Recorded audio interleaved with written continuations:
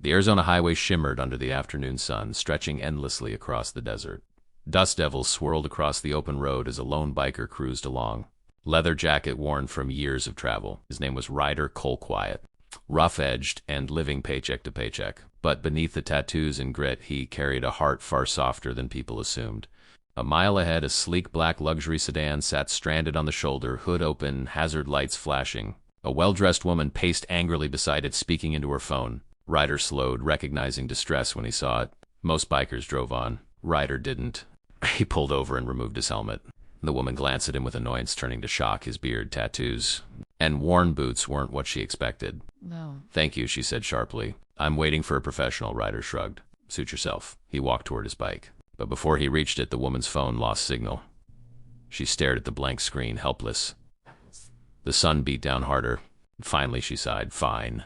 Can you at least look at it? Ryder smiled slightly in return. Yeah, let's see what we've got. Within seconds, he diagnosed the issue: a blown belt and a coolant leak. She blinked in disbelief when he explained it. Can you fix it? She asked. He nodded. Got tools. Need permission. She stepped aside, though her expression still held out. He worked steadily, hands moving with practiced precision. She watched him, noticing small details she'd ignored at first: the gentleness in his motions, the focus in his eyes, the patience he had even after her earlier attitude. His calm contrasted sharply with her stress. After 30 minutes, he stepped back. Try it now. She slid into the driver's seat and turned the key. The engine roared smoothly to life.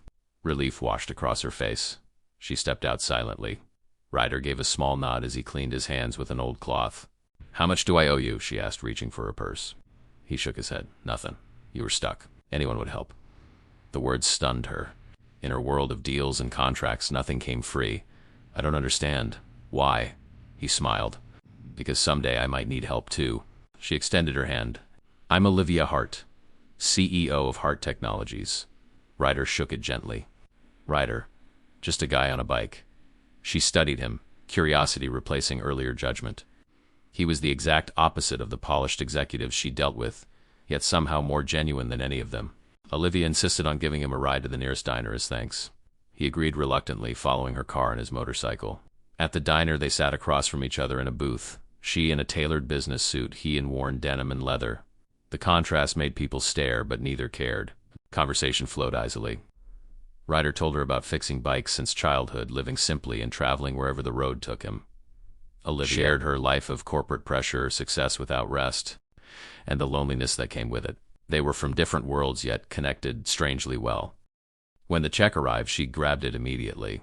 Ryder smirked. I thought CEOs were supposed to let others pay. She laughed genuinely, a sound she hadn't made in months. Not today. Outside, she looked almost hesitant. I enjoyed this. Thank you again. Ryder nodded and started his bike. She stepped closer. Could I see you again? He froze. No one like her had ever asked that. He hesitated. Are you sure? She met his eyes. You helped me without asking for anything. I don't meet people like that often. They exchanged numbers. Over the next several weeks, Olivia found excuses to visit the same roadside diner. Ryder met her each time. Sometimes they talked about life, sometimes about nothing. He made her laugh. She made him feel seen. Slowly, the CEO and the biker built something neither expected. One evening, Olivia invited him to her company's charity gala. Ryder nearly refused until she insisted. You saved me when I was stranded. Tonight I want you beside me, not as a mechanic, but as someone I trust. He reluctantly agreed.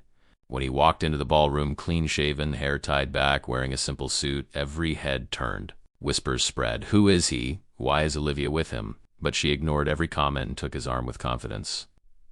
Let them talk, she whispered. As the night went on, Ryder noticed a group of executives cornering Olivia.